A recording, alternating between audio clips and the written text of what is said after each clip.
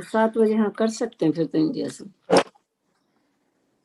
हाँ, अगर आप जानते हैं किसी को जो करना चाहते हैं, वो लोग कर सकते हैं हमारे साथ। हाँ। बहुत लोग यहाँ पे इंडिया से ज्वाइन करते हैं। That's very good.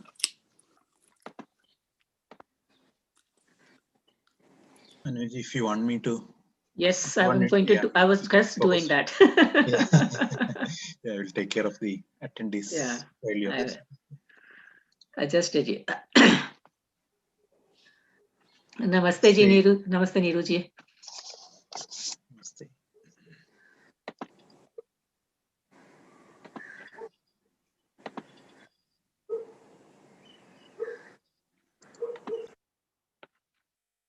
Namaste, everyone. Welcome to our West Coast session of Gentle Yoga. This type of Gentle Yoga is designed as a palliative yoga. Palliative yoga is primarily a preventive style, but it can have therapeutic effects also. It is designed for stress reduction and to increase the energy of communication in body systems, which stimulates better immune system and body's repair mechanism. One feels better and minor issues can get resolved. Yoga brings good health of mind and body, inner awareness, and a sense of cosmic connection. Regular discipline practice is key. So if you miss a day, please use the video recording on YouTube at Life in Yoga Rajan. Yoga is not a physical exercise and it's not a religious practice either. So people with any religious background can do this. This type of gentle yoga can be done sitting on a chair or on the floor. Some points to note is always keep your spine straight but not stiff. And if you need to keep your spine straight, if you need to support your back, do so. Do these practices gently, smoothly, and without jerks. Slower is better. Visualize the part of the body being exercised for maximum benefit. Follow instructions to avoid adverse reactions. There should be no strain, and you should do it within your capacity. Make sure your breathing is slow and smooth. And if anything causes pain or discomfort, please stop immediately, avoid the practice, and seek clarification. If you have any questions regarding personal problem, please send an email to the email addresses provided in the reminder email. And remember, liability is entirely yours. Thank you.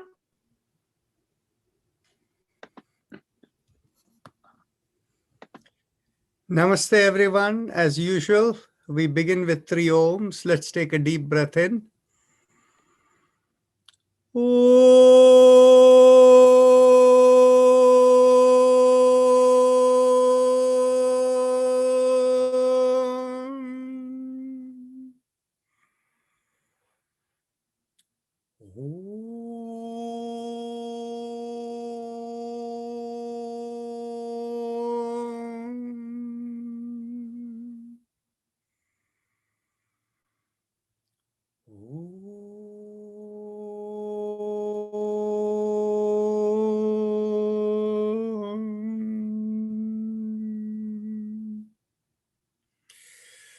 So we are continuing the question, answers, and discussion on the Yoga Sutras. So Jennifer Palmer, very nice to see you. So did you get to see the recording from last time? I did. I want to say namaste to everyone. I have not shown my face at this time of night. I never do well. So I usually am not on the video. So, but thank you, and thanks for contributing, all those who did, to that question, and I appreciate it very much. I have 2 more, but thank you very much. Go ahead, ask your questions. Okay, so I did write them down because that's best for me when I write them down. The first one, I still have some trouble with truth. And so let me read what I wrote here. If Yam is to be understood as being true to the individual conscience, today there are many who have been so conditioned to acquire, conditioned by greed and a sense of mindness, expanding the ego, etc. So much so that conscience seems to be absent in them. If conscience is there at all, it seems to exist to support self-interestedness and self-preservation. Now, this may be contrasted by others like ourselves coming together to understand and practice principles of truth. This truth is measured by you do such and such a thing and you get a particular result. Whereas the truth we are seeing today isn't. It keeps moving according to how it serves the self. And so we seem to be okay today talking about alternative truths. And so I have a little trouble understanding Yam as just individual conscience as a result, because I feel the goalpost of truth keeps moving and it's not based in anything scientific or it just, if we go along with that, then everybody just does their own thing. You know, what is truth? Well, let's backtrack a little bit. What is the final summary of the Yoga Sutra? Sutra number 31 of the 4th chapter says, Sarva mala apetasya jnanasya anantyat jneyam alpam, right? Which means after all the impurities are gotten rid of and you have access to the infinite knowledge of cosmic existence. And after realizing all of that, you come to the conclusion what you really need to know is very little. And that is really, we are all simply instruments of the cosmic flow. We are all little robots in the grand scheme of things who are all programmed entities who have come over here. And so, in other words, now from there, if we backtrack and ask what is the relevance of Yama, within the relevance of Yama, it is to understand in the Yama, if you remember, there are 5 of them. And within the 5 that Patanjali describes, the most important is what is called Brahmacharya. The Brahmacharya concept is curiosity to learn, to explore, and to know. And that is related to expanding one's inner awareness to listen to the voice of the conscience. You know, from the Christian perspective, they say, if you don't listen to your conscience anymore, it will stop talking to you. So in other words, what happens is that's what happens to 99.9% of the world. And they are the people you describe. They do whatever they want. They are not in sync with their conscience. And the conscience, they don't hear it anymore.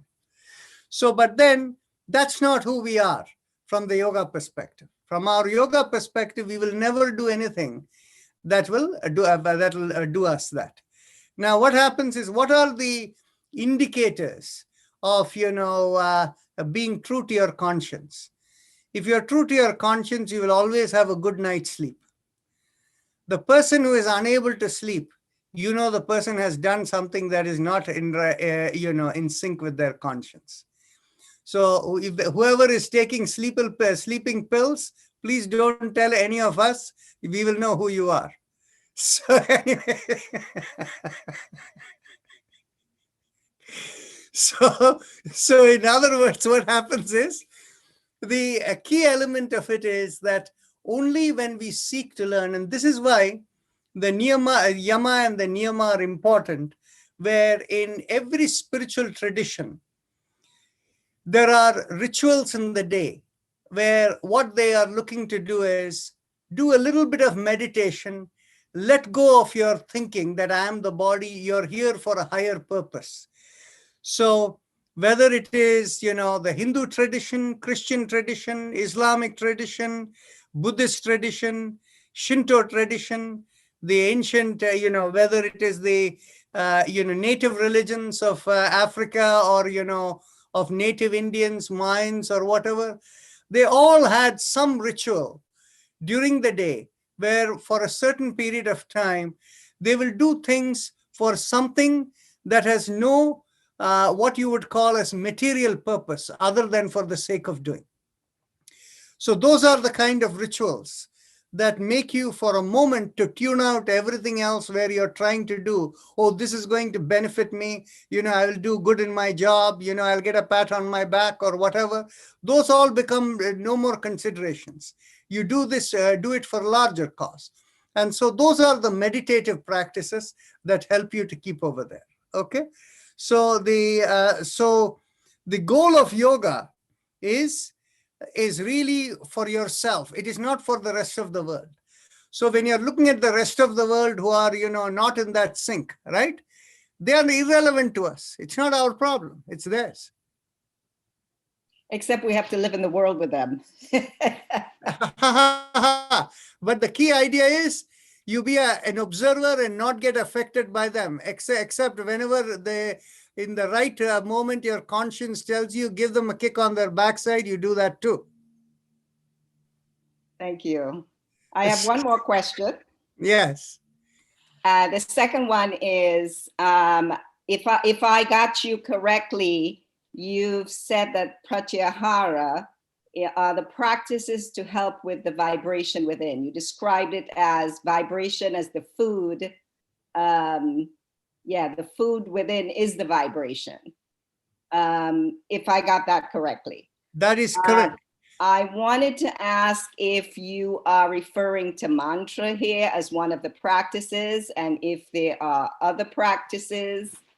I don't know. And if you could just expand a little bit on pratyahara and the practices that will take us within to that vibration with it. There are two sutras related to pratyahara. The first sutra says it is about drawing inward. And the second one says, as a result of drawing inward, you have complete control over your senses. So see, so many places you will see, people will say pratyahara is withdrawal of the senses. No, that's not complete. That's only half the story. Okay, so what happens is when you think in terms of how you have control of the senses, and as the Yoga Sutra describes, on one hand, you have the programs within. When the programs activate, actually, this is a good point, place to kind of put the sequence of things in place. You remember in chapter 1, Patanjali talks about the chitta vrittis, the activation of our program system. It is really activation of our program system. In chapter 2, he tells you what underlies the activation. He's telling you in chapter 2, it is the programs within you, the 5 programs, what he calls as the kleshas and the karmas that come in. They are the programs that become the seed for the activation. And then after that, he is describing for you, activation happens, and this is discussed both in chapter 2 as well as in chapter 4. Activation happens when, from the program as it begins to activate, there is vibrations flowing through. And the vibration are of 3 kinds. They're called the gunas. So it is the vibration that enables the activation. So in other words, what happens is when you ask this question, when you ask this question about pratyahara, what you're really asking about is being able to connect with that vibration. The vibration which is creating the activation. So in other words, when you're able to connect with the vibrations that creates the activation, what happens? Activations is what results in the senses, right? So what happens is when you're able to control the vibration, you have the control over your senses. An example of that is, if you're able to connect into your vibration, you can make one hand hot and the other hand cold. And the next moment you can decide you wanted the reverse, you can make the other hand cold and the other hand hot. In other words, because you can connect into the vibration, you can move the energy. Right? Now, now in the case of Swami Rama, have you heard of Swami Rama of the Himalayan Institute? Yeah. Swami Rama had the ability where he could put his heart into fibrillation mode. You know what is fibrillation mode of the heart? When it goes a little off. No. It simply shivers. It doesn't beat. Okay. Okay. So that shivering of the heart is called fibrillation. So he could put it in fibrillation mode and essentially suspend his heart's beat. And just by connecting into the vibrations within. Right? So the nature of pratyahara, as you can understand, is really control of the vibrations within. So the question becomes, well, how do we practice that? What are the practices that help us to achieve that? Okay. Especially when we're talking about the gunas. You said the gunas are what's creating the activation. Yeah, there are many things that go into that. One is, as you quite accurately said, food is one of them. But then food alone is not the vibration. The music you play is vibration. The soundless vibration of environments. You know, there are some places you feel good, other places you want to run away. And there is nothing you say, it's only the sense you feel over there, right? So those are all of them are part of the vibrations that you're feeling within. And it's the company you keep. There are some people, when they come near you, you like it. Other people, you don't. And so all of these are part of the vibrations that you sense. So it is not food alone. So in other words, mantra too is part of the vibrations. Right? Would that be, would it be also pranayama? Well, yes, because you see what happens is, if you think in that way, in the Tantra Yoga approach, are you familiar with the Tantra Yoga approach as opposed to the Hatha Yoga approach? You're familiar. So in Tantra Yoga approach, whenever they do things along with the breath, motion. So Amrit Desai calls it as meditation in motion. And in the language of Tantra Yoga, they call it as prana kriya. Okay, so exactly. So when you're doing things in sync with your breath, there is automatically you're connecting with vibrations. Actually, if you do things in sync with your breath, you become more aware of yourself.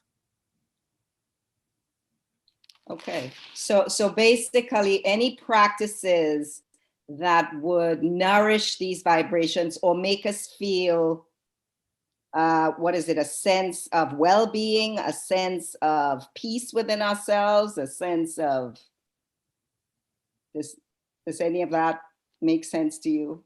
Like, see, I want to know when I get mantras, I get pranayama, I get the keeping the company, I get that you go out in nature and you're looking at a beautiful, or maybe the sunshine, or even, yeah, our practices, even. See, all of those matter, but finally, just feeling in harmony within yourself, being in harmony with yourself is not pratyahara.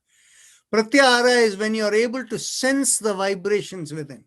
Being in harmony is the first step to be able to feel the sensation within, right? Mm-hmm. So the being in harmony is not pratyahara, but the pratyahara is when you're able to, the harmony enables you to connect with the vibration and control the senses, as I gave you the examples. Okay. Okay. Thank you. You're welcome. So any other questions, anyone? Yeah, if I may. Yeah, there are 4 hands up. Okay, one at a time. Subramanian Kumar, go ahead. Okay. Sutras 433 and 34. Most beautiful sutras I have ever heard. My question is on 433, Sutra 33. Yeah, so the entity remains connected whether embodied or disembodied, correct? That is correct. And in 34, we are talking about dissolution. So here we are saying, so the entity merges fully with the divine. You mean the 30 Chitta Shakti Eva? Yes. No, actually, it fully merges with the. You're right. If you use the cosmic energy as divine, yes, it fully merges with the cosmic energy. Okay. So again, whether embodied or disembodied, it is the same thing. It is fully, it has fully merged with the divine, with the cosmic energy. When it has fully merged or dissolved into the cosmic energy, there is no more body or disembodied. There is no identity left. Whereas in Sutra number 33, when you look about at the concept of Kshana Pratiyogi, there you may be disembodied, but the entity is still there. Yeah, I understood that. Yes. Yes. So 34, can you give an example of any person who has that means the body is no longer there, the physical body is no longer there? Is that what it is? No. The physical body is not there. The subtle body is not there. The causal body is not there. Okay. So this can happen only upon death. Is that what it is? No, actually, the way in which Patanjali Muni is very clear in stating is in as early as chapter 2. The moment all the programs within you are gone, then in which case there is nothing left after that. It's only once the body falls, the body is not there, the vibration is not there, and the program is not there. Everything mixes as part of cosmic energy. Think of it this way. The thing is, you see, you take water and put it to boil, and it evaporates and goes away. Where does it go? There is no more water. It's all gone, spread. It's got, spread into the cosmic, the air and all of that, and it's gone completely, right? So it disappears as light, basically. You In can this call it case. disappearing as light, or, if, after all, finally everything is energy in the universe. Yes, that's a good way of putting it. Actually, we have this example of Vallalar, Jyoti Ramalinga Swami, who disappeared as light one day. That's fine. That's all perfect. Now, disappearing of light doesn't mean the person has only become disembodied. It doesn't mean the person does not go into that the state of Kshana Pratiyogi. Okay. Okay. Okay. Now, Bharatji, go ahead. Sorry, couple of questions actually. First one is more tactical, if you will. So when there is, through the vibrations, you can get control of your senses. Control can have two meanings. One can be to deny your senses, or the other is to transcend them, which means denying would mean to blunt them. And transcend to me, which would mean you still feel them, but they don't matter to you. No, it's neither of the two. Okay. It is basically you don't deny the senses, and of course you can transcend the senses if you want to. When you have control of the senses, you can do anything with it. And think of it. I gave you the example to be able to stop your heart, as Swami Rama could do. And I can demonstrate for you, if you are in front of me, I can make one hand go cold and the other warm, and the next moment I can shift it at will, right? So that kind of this thing is what is, the element related to the control of the senses. So when you have control of the senses, you can be unaffected by the senses if you want. You can transcend the senses. You can do whatever you want with it, including play with it. Right. Is right, that an example that you gave of Ramayana where Vishwamitra taught Ram and Lakshman to how to overcome hunger? So as is that what it is? That's a very good example. My second question was going to be that, building on, I think, Mr. Subramaniam's question. So in that last stage, when you are going to Samadhi, is it necessary for the soul to leave the body to achieve that state? No. Or because in the past you've said that there are spirits that are without bodies and they may not have attained samadhi or the oneness with the cosmic energy or not? No, let's be clear. The Patanjali Muni is talking about embodied beings over here. Okay, in other words, human beings. Okay, in the nature of creation, there are three types of disembodied beings. One type of disembodied beings are you can think of it, if you think of all the cosmos as a dynamic computing system, okay? Then in which case the what do you call it? The operating system is what is called the rishis. And if you think in terms of, in every computing system, often there are peripherals. You want to connect into your printer, or if you want to connect into your mobile phone, your computer, or if you want your scanner or whatever, then in which case there needs to be a driver that connects your computer to all of that, right? So the devas or the devas in the Indian system are considered the drivers.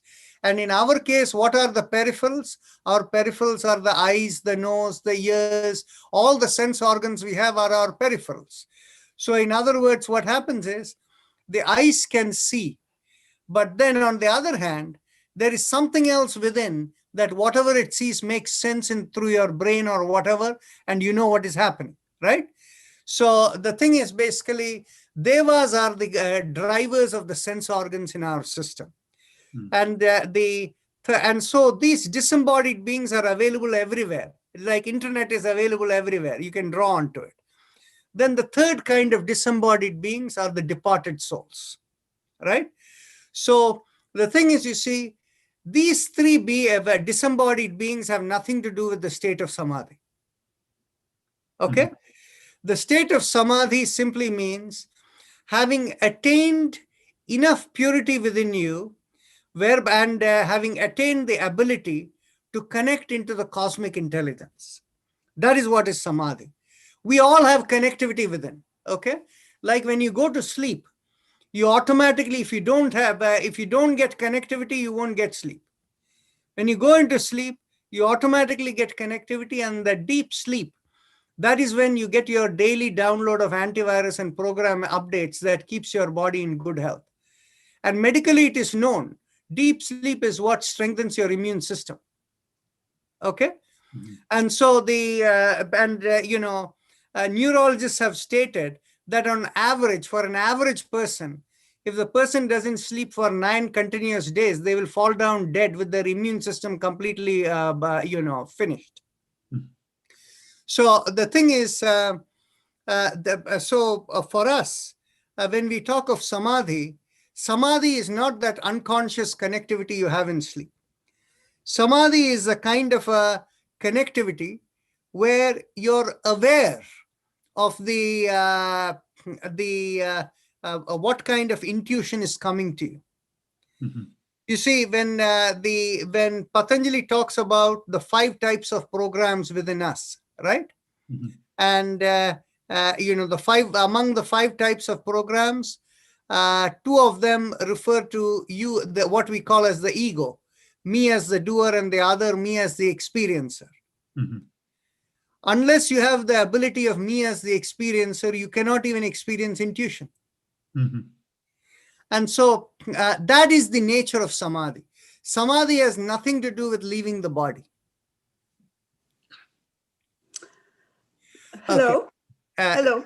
Kalyani, hold on. Okay. Srijit and then Tammy are next online, and then I'll come to you, Kalyani. So Srijit, go ahead. So in the 4th chapter, there are like 3 sutras where we discuss about it's the asmida of God, that the chitta is about the creation, and then splitting into like multiple chittas. And then there is another sutra where it says their dhyana cannot be hold. Dhyana holds. So so since we are grouping those 3, so I understood them individually, but are they correlated? And then I understand the first 2 connection, but the third one, is it connected to the first 2, and is it in one flow. I just want to clarify on that. See, the process of creation is active, right? Now, when do we become inactive? If you think of us, don't go to the creation level. When do you become inactive? You become inactive when you go into the meditative state. You're doing nothing. You're simply a pure observer, right? Then nothing happens. But on the other hand, when you're active, babies are born, food is digested. You smell the roses. Everything happens when you're active, right? So the thing is basically, that is the idea that, creation will come to a halt if everything goes into dhyana. Okay. So that is the nature of it. And this is why there are, even within, you will probably, if you go back into the Puranas, the Brahma is supposed to have 10 children, right? And among them, 4 of them are the Sanat Kumaras, right? And then, of course, there is Daksha Prajapati. And he's called the Daksha Prajapati because he was one of them who decided he will have children and propagate humanity. The concept of, Adam and Eve concept, or, a Manu kind of concept or whatever, right? So the thing is, you see, whereas the Sanat Kumaras, they said they wanted to be in meditation all the time. And so they couldn't do any creation. So Okay. that is the idea that when the system is in dhyana, nothing happens. Okay. Yeah. Now I got it. Thank you. Okay. It was a little bit unclear, the connection, but yeah, now I got it. I understand. Now, Tammy, your turn.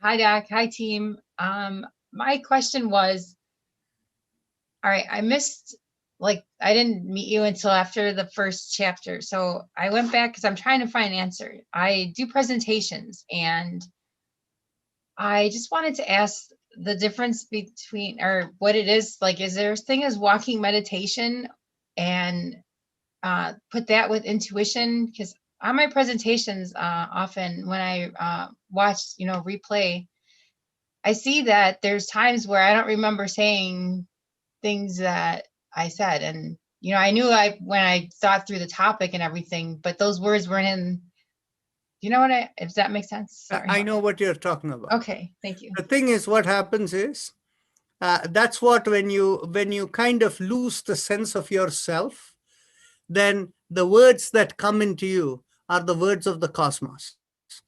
And this is what is said in the Vedas, that when you are connected, you lose the sense of me as the speaker. Yeah. Then whatever words come, they don't come from you. They are part of the words of the cosmos. And this happens to people who, when they sometimes the way they say is you're in the zone. This happens to players too, when they are right on the ball game or field or whatever. So yes, so that is okay, perfectly okay, right? Is it called walking meditation, or what would you? No. We call it as being in the zone. You're just working as an instrument of the cosmic flow. In fact, what happens is, according to the Vedic system, when you're in that zone, every words you speak, there are 4 parts to it. The first part is called the source. The source is, it comes from cosmos. It's called para. The second is called pashyanti, where that little thought or that thing comes in within you, and it's kind of mentally examining within you. And the third part is called madhyama, the preparing of the speech organs. And then Vaikhari is the sound you hear. So according to the Vedas, these 4 areas, para, pashyanti, madhyama, and Vaikhari, are the 4 aspects of the speech that comes from a person when they are in that zoned place, in that zoned this thing. So that happens. So Kalyani Vasan, it's your turn now. Thank you. So Kalyani has disappeared. Okay, Kalyani, okay, it's your turn now. There you come back. Sorry, I'm kind of bringing a sad problem to everybody's attention today. My mother passed away on December 1st due to COVID. She was very elderly, and What's happened is her body has not been cremated yet because I live in Los Angeles County, and because of the regulations we have here, LA County basically does what's called a direct cremation. We've not been allowed to see her body, nothing. And as a result, tomorrow will be the 13th day already. We have performed no last rites. We will not even exactly know when her cremation will be, but they have agreed to give us her ashes. So we're lost, my brother and me. We don't know what to do. She was a very devout Hindu Brahmin woman, if that helps in any way. The thing is, you see, it's very simple. You see, from the perspective of your side, all you need to do is when we, what really do we do in these last rites? You need to understand what last rites are all about, okay? You see, there are supposed to be two types of deaths, okay? One kind of death where there is no rebirth, and the other kind of death where there is rebirth, okay? So the assumption is that you generally make is that the soul is elevated enough where it won't have rebirth, okay? And what is the assumption behind it? You see, it is not simply a question of attachments within you, okay? There is, when a soul has lived its life in the last moment, when it is ready to depart, where is the awareness is what matters. And within us, there are 8 levels of awareness. And in that 8 levels of awareness, if it crosses the 4th level, okay? Actually, if it comes into the 5th level of awareness, from there on, the soul does not come back for rebirth, but it may not get fully dissolved. So what happens is, the final rituals are related towards dissolving that soul so that the soul is kind of everlastingly, in peace, right? And this is not common to Hinduism alone. It's common to other traditions as well. In fact, in Roman Catholicism, they do something called the soul going into purgatory. And so, the priest does rituals for it to be released, right? So the same concept is, now the 3 types of, the 8 levels in which people can be is, if people in their lifetime are of an unthinking nature, their chitta or their awareness is supposed to be at the Muladhara. When it is in the Swadhisthana, they are supposed to be self-centered in nature. In the Manipuraka, they are group-centered in nature. In the Anahata, they are humanitarian in nature. And then, of course, goes into the next 4, which are in a higher state. The lower states, you probably have heard of it.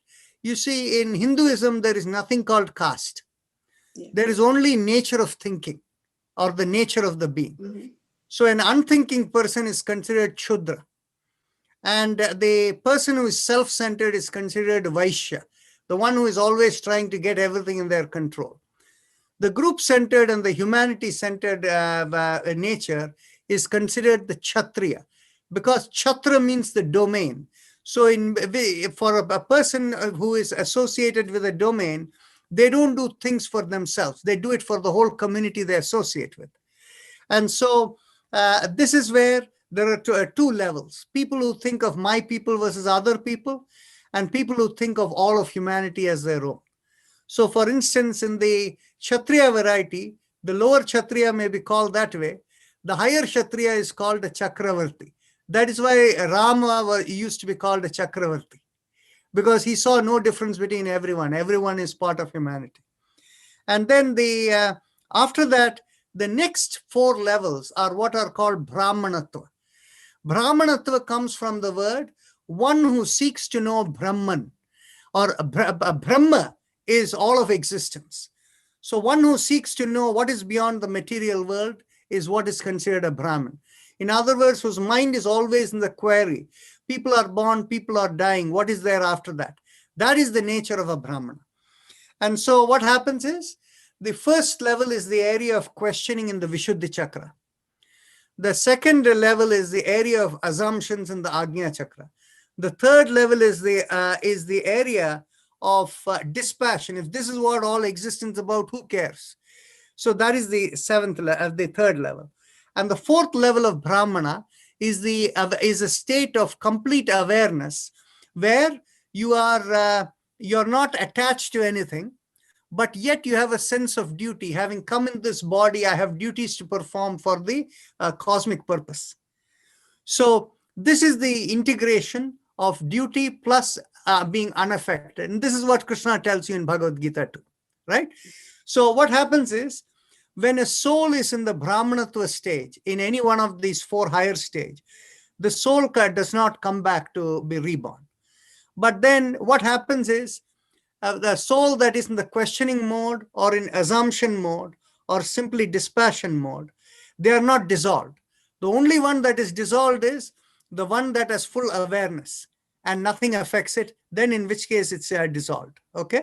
Actually, even the soul that is completely let go, if there are no more programs, it can be dissolved. But what happens is, most of the souls, because being with family and things like that, when they leave the body, they still may have attachments, my children, my this thing and all of that, even though their awareness may be beyond the physical world.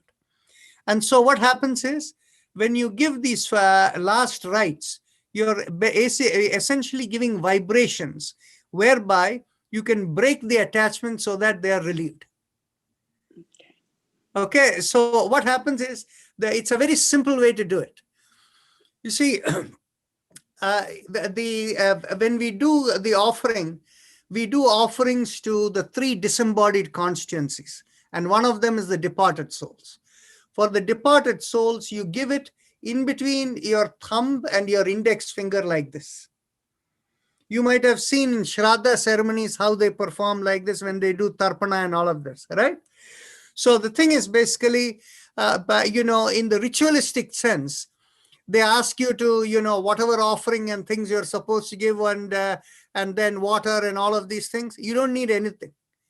When you can sense the vibration, you mentally give like this, thinking of your mother, everything goes to your mother.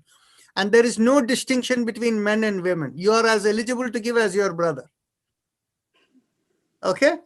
So all you have to do is give like this, mentally say whatever is needed to relieve of all your attachments or whatever, so that you can attain the state beyond complete, you can be completely dissolved and be in peace. So if you want to do that, you just think of it that way, it takes care of itself. Okay. Now what? Yeah. Okay, thank you. You're very welcome. Somebody else was going to say something, but we have exceeded our time, and Vijaya is waiting, right? So we can continue the discussion tomorrow if you have anything. Yes. Otherwise, we will have the short this thing. Okay. So let's begin tomorrow. Okay, we'll begin with chakra vibrations right now. Thank you. Thank you. Good night, Dr. Narayan. Okay. So now bring the awareness to nobody is new, right? Everybody has been here before. So bring your awareness to the perineum, and pressing on the little finger, we do the mantra Lam. Take a deep breath in. Lam.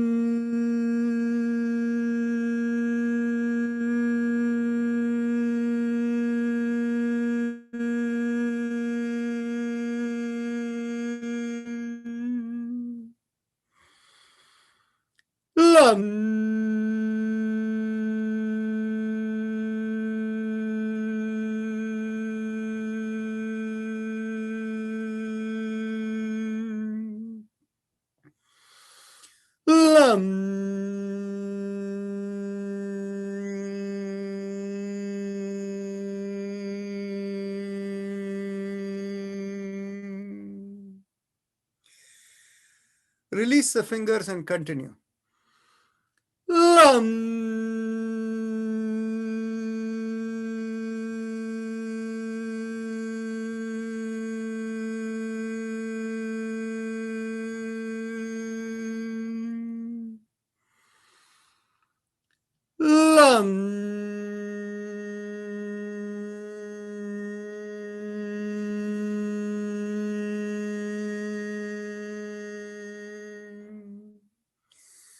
Now bring the awareness 1 inch above the perineum, and pressing on the ring finger, we do the mantra VAM. Take a deep breath in. VAM.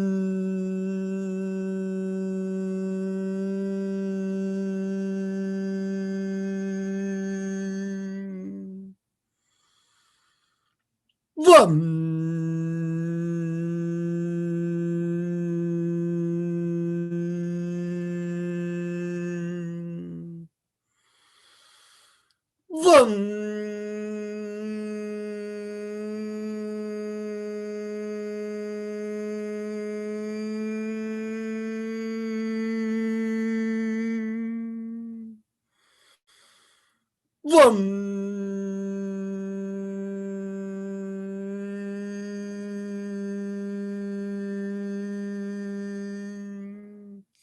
Release your finger and continue.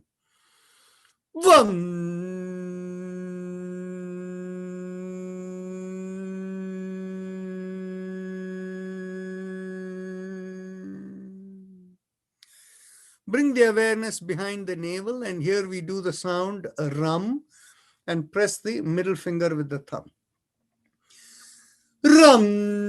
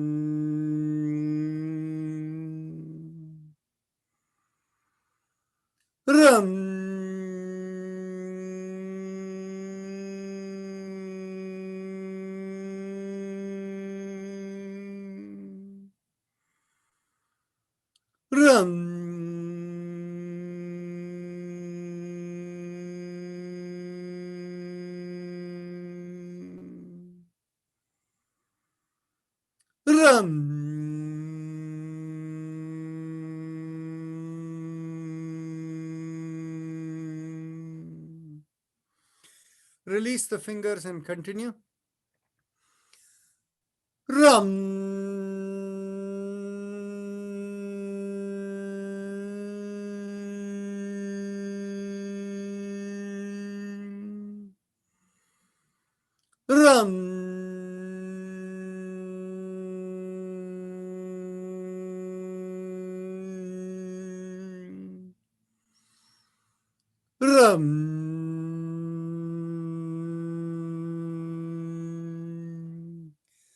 Bring the awareness in between the breast and the middle of the body, and here we do the sound Yam. We press the index finger. Continue. Yam.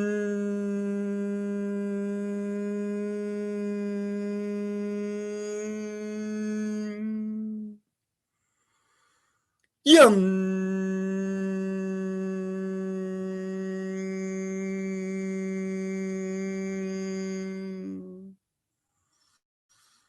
Yum.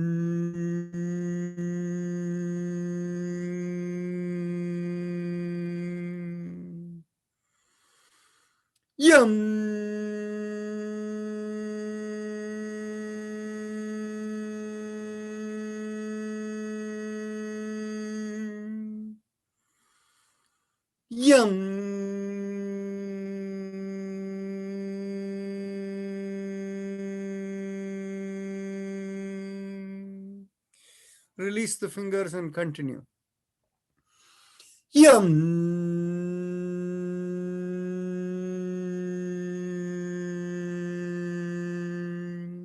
Last time.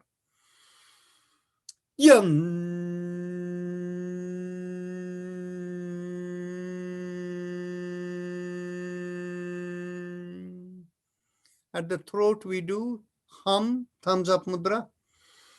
Hum.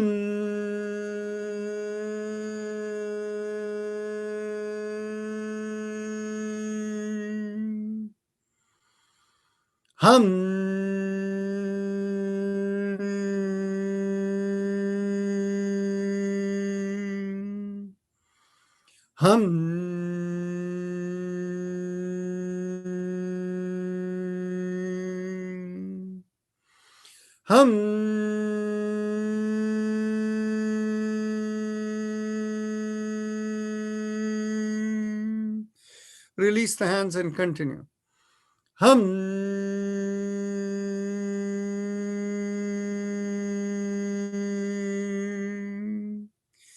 Now bring the awareness to the middle of the head. We do the mantra chum, thumbs up. Chum.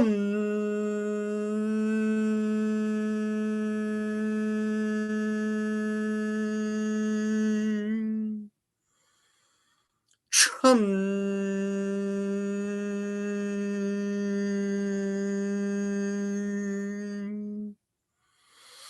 Chum.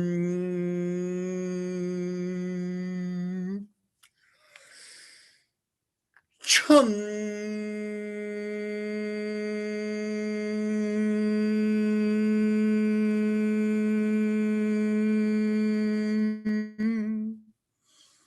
Chum.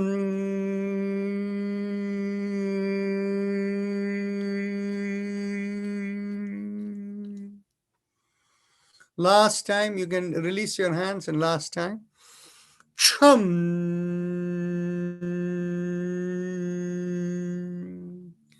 Top of the head, Om, thumbs up. Om.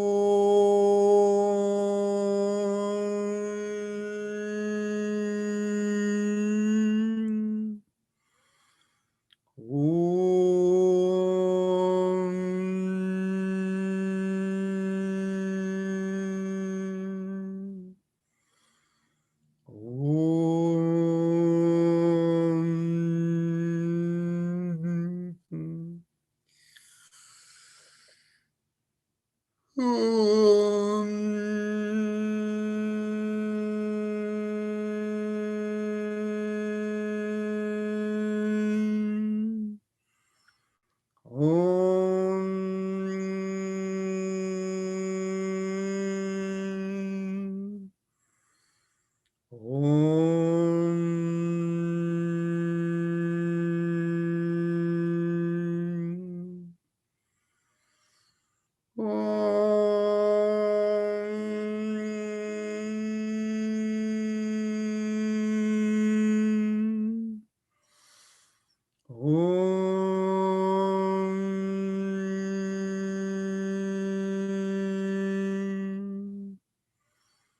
Om.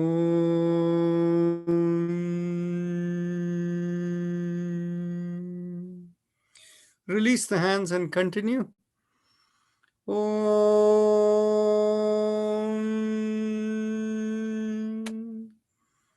Om.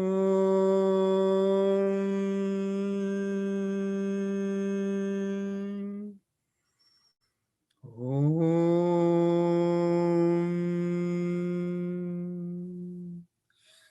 Now you can continue to happy face breathing, but today will be an abridged session. There won't be any meditation time available.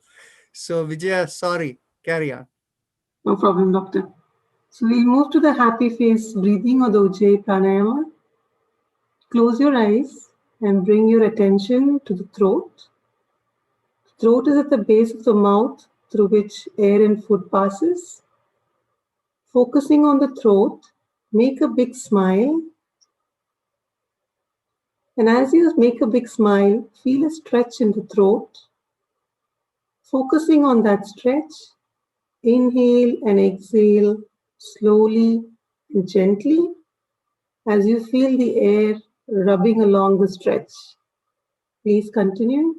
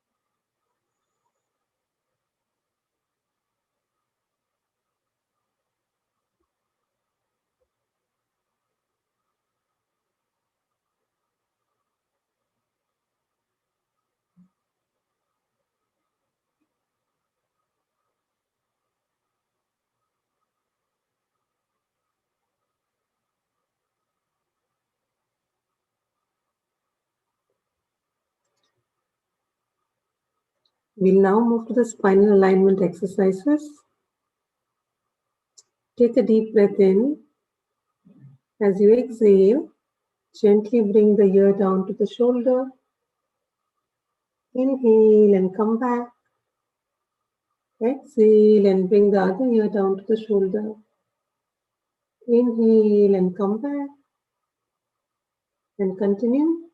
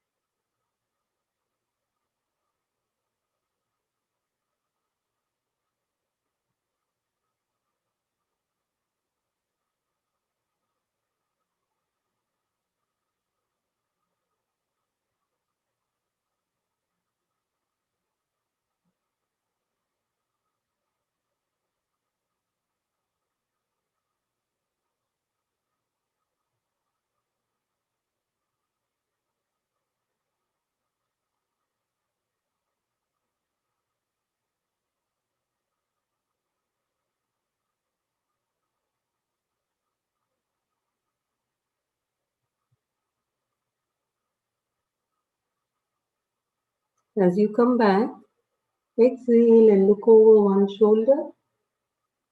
Inhale and come back. Exhale and look over the other shoulder. Inhale and come back. And continue.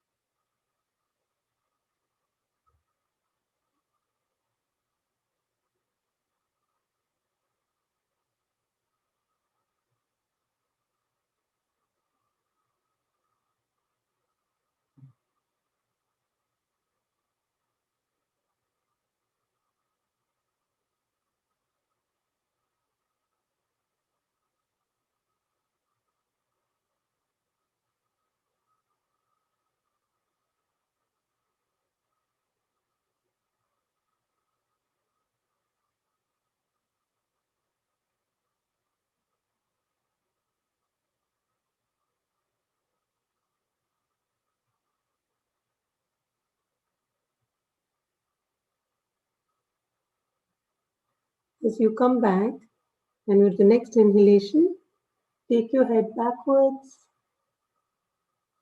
Exhale and bring the chin down to the chest.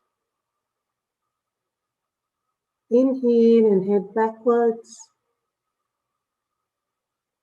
Exhale and chin down to the chest. And continue.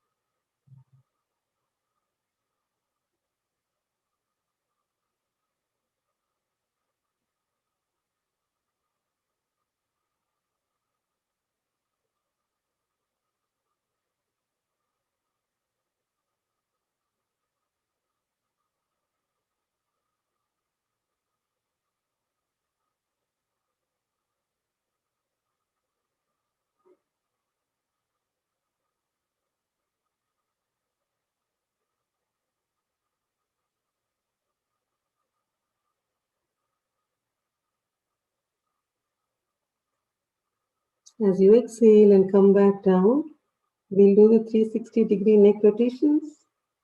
Inhale for half a circle and exhale the other half. And continue in the same direction.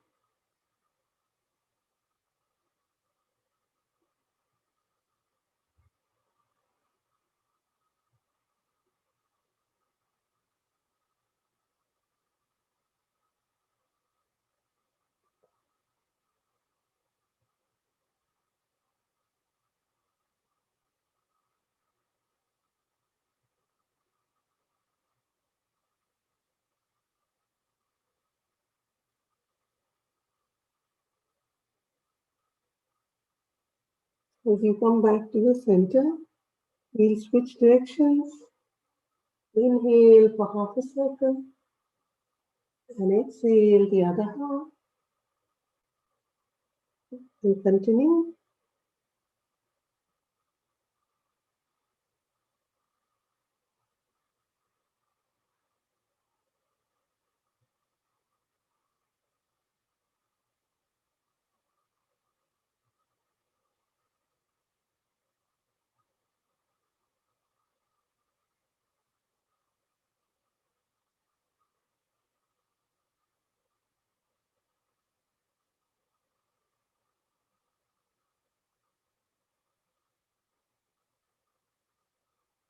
Relax as you come back. We'll now move to the shoulder exercise and alternate our shoulders. Inhale and lift up one shoulder. Exhale, rotate and bring it back down. Inhale and lift up the other shoulder. Exhale, rotate and bring it back down. And continue.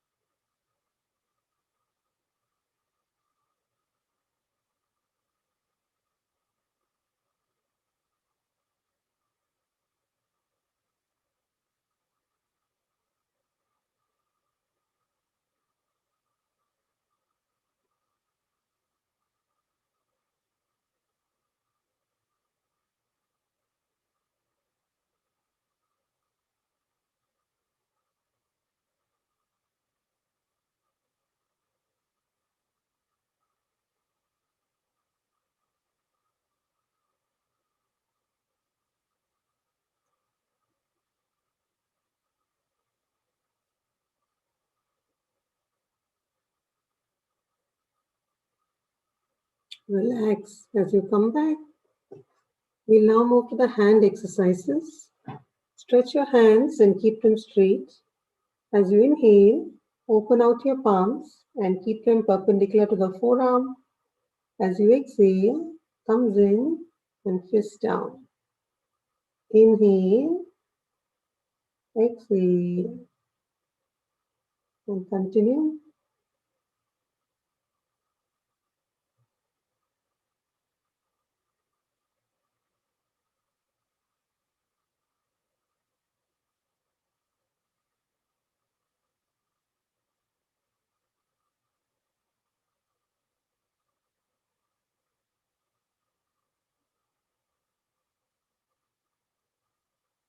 As we bring our fist down, we'll do the fist rotations.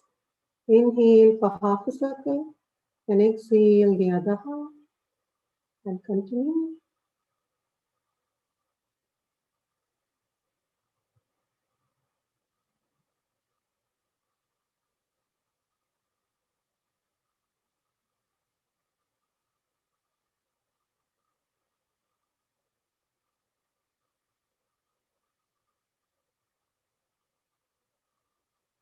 As we come back to the center, we'll switch directions.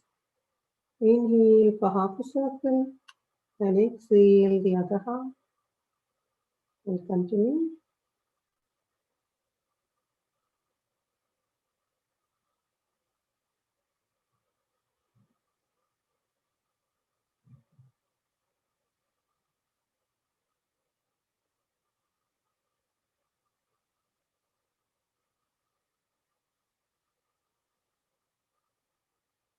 Relax as you come back. Now let's bring our elbows in line with the shoulders. Open out the palms and move them up and down as you inhale and exhale. Continue.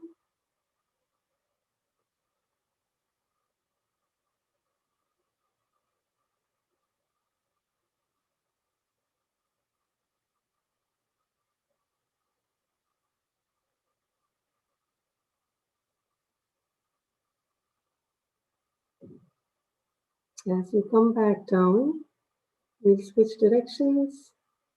Inhale and exhale. And continue.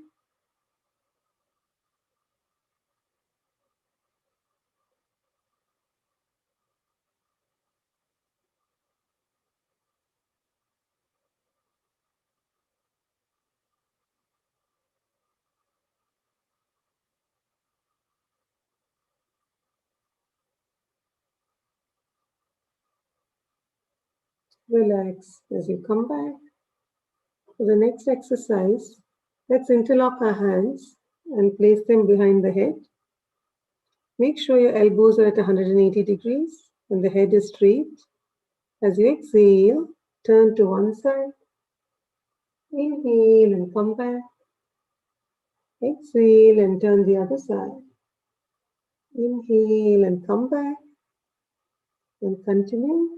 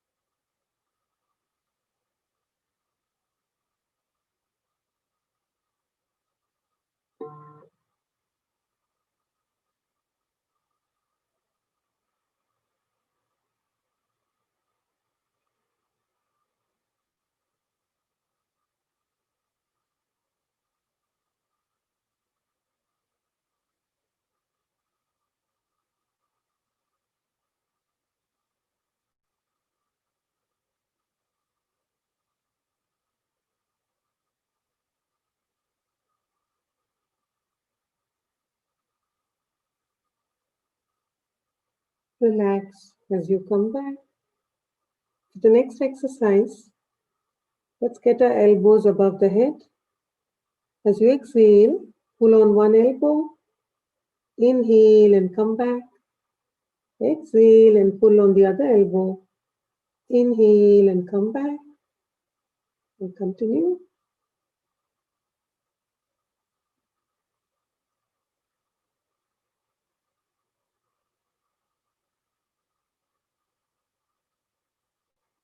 Feel the stretch along your shoulder blades as you do this.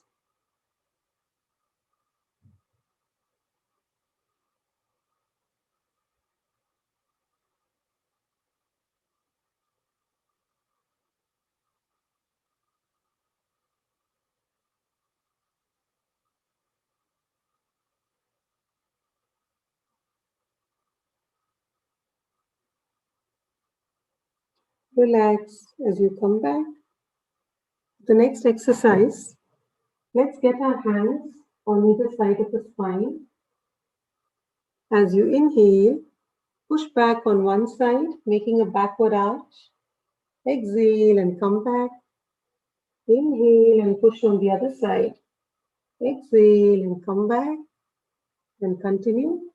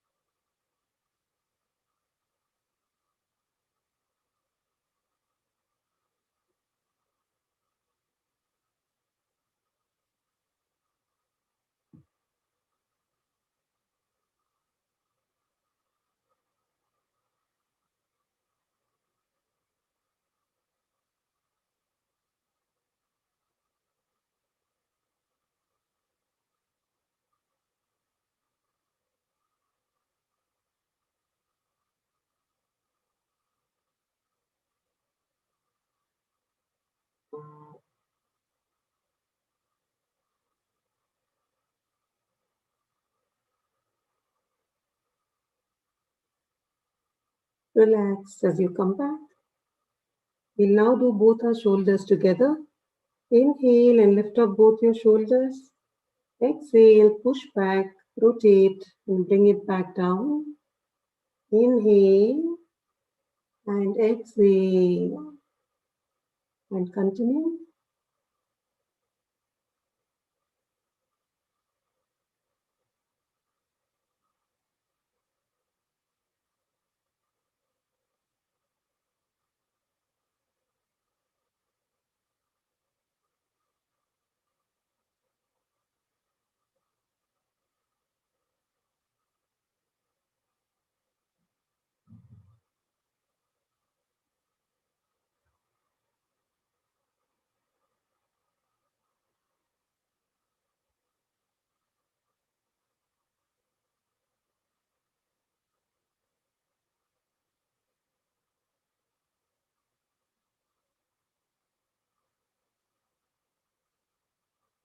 Relax as you come back. The next exercise, let's cross one leg over the other and hold the knee with your interlocked hand. Exhale and pull up the leg and turn to the same direction as the leg you're holding. Inhale and release. Exhale, pull and turn. Inhale and release. And continue.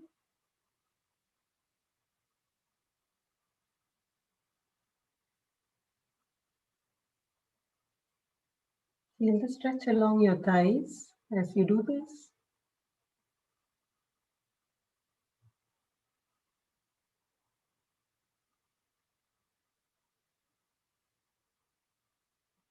As you come back down, we'll switch to the other leg. Exhale, pull and turn. Inhale and release. And continue.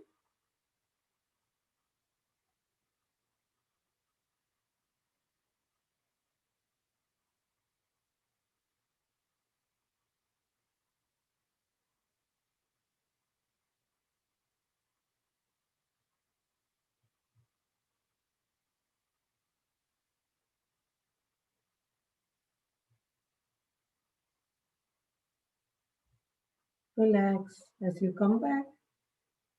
And now move to the cycling exercise and do 5 counts on each leg.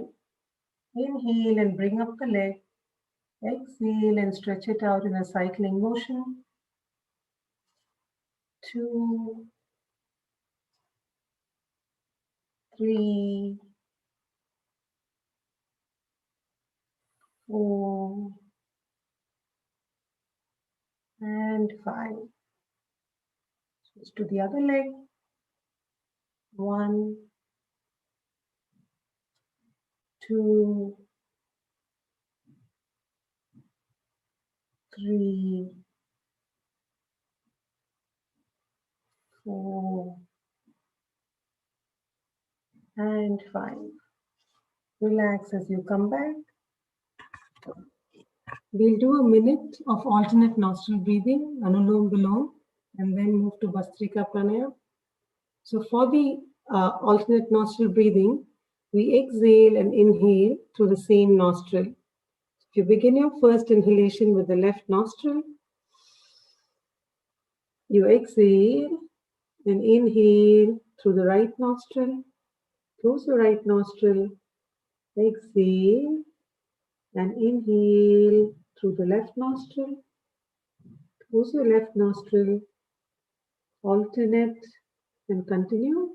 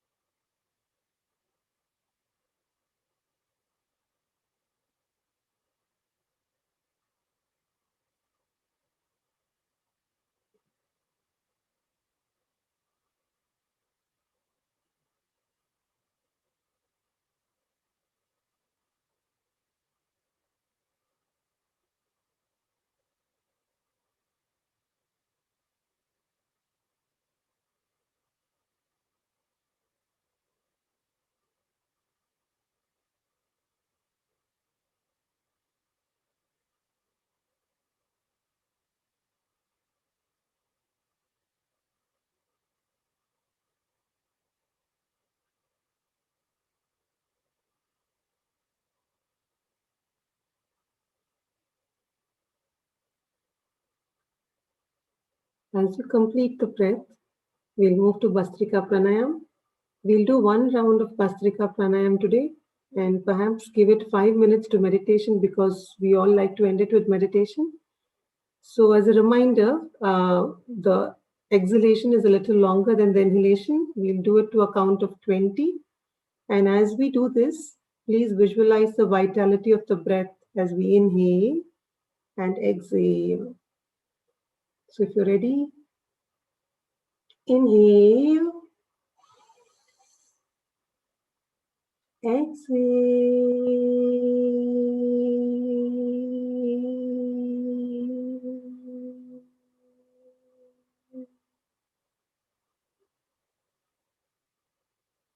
2. Exhale.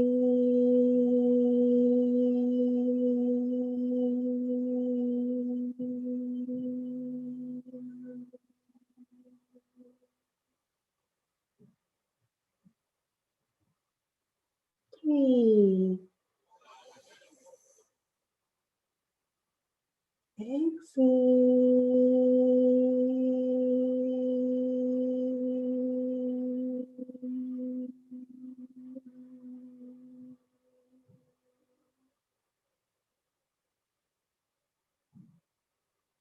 4. Exhale.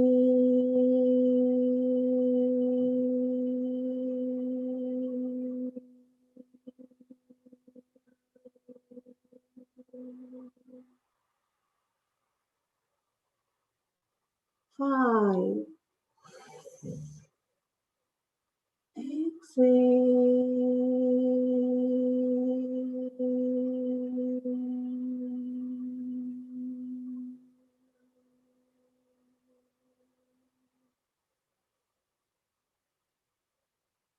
6. Exhale.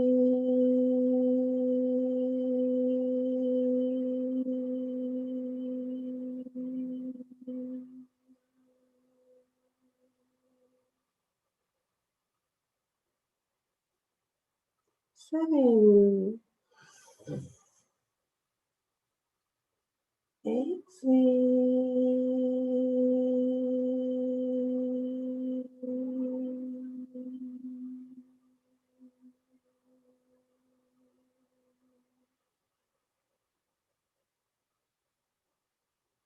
8. Exhale.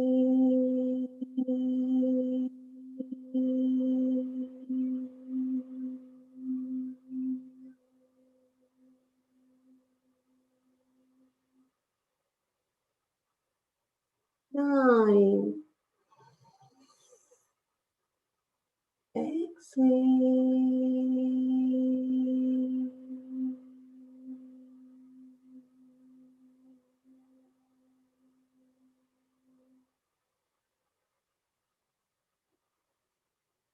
10.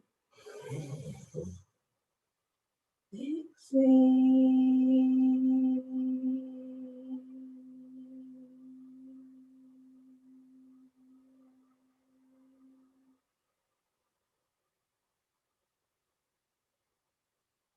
11.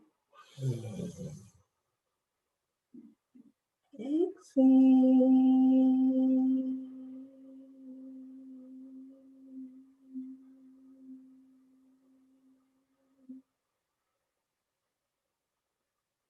12. Exhale.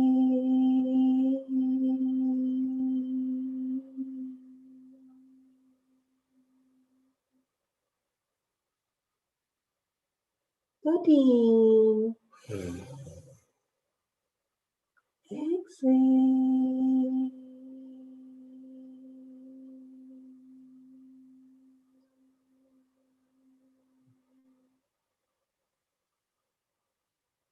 14. Exhale. 15.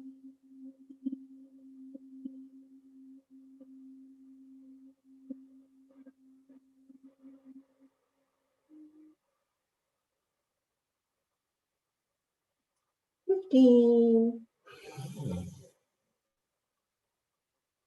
Exhale.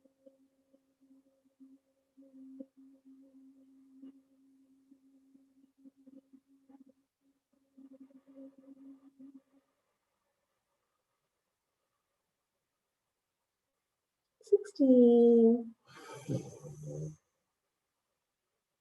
Exhale.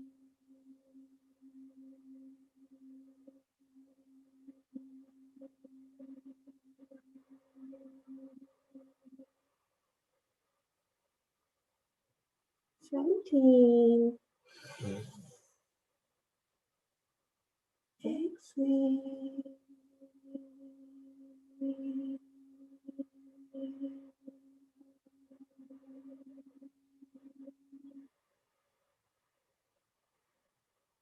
18. Exhale.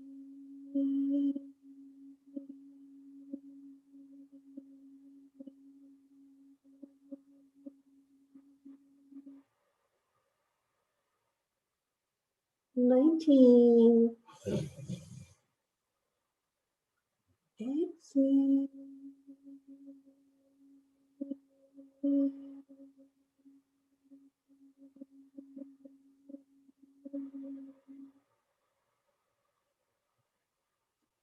20. And exhale.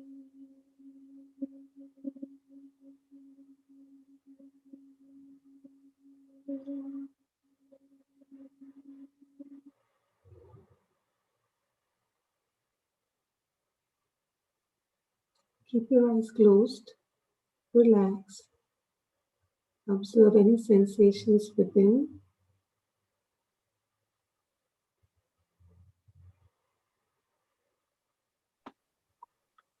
Keeping your eyes closed, as the sensations in within you dissipate, we will go into meditation. Tell yourself, I give up all ideas and concepts, and I care about nothing. If you have a personal mantra, you can chant that personal mantra in your mind. If not, we will be playing Om, and you can focus on that Om. Use whatever mudra works for you.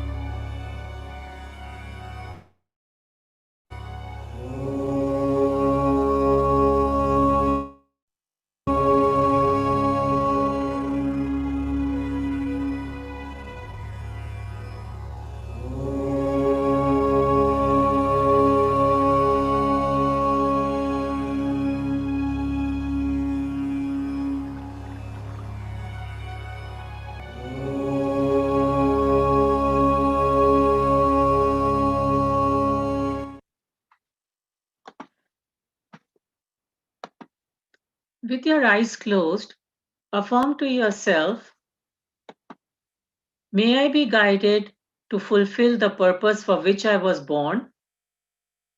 With that, bring both the hands in front of you, and as you open your eyes, look directly into the palm of your hands.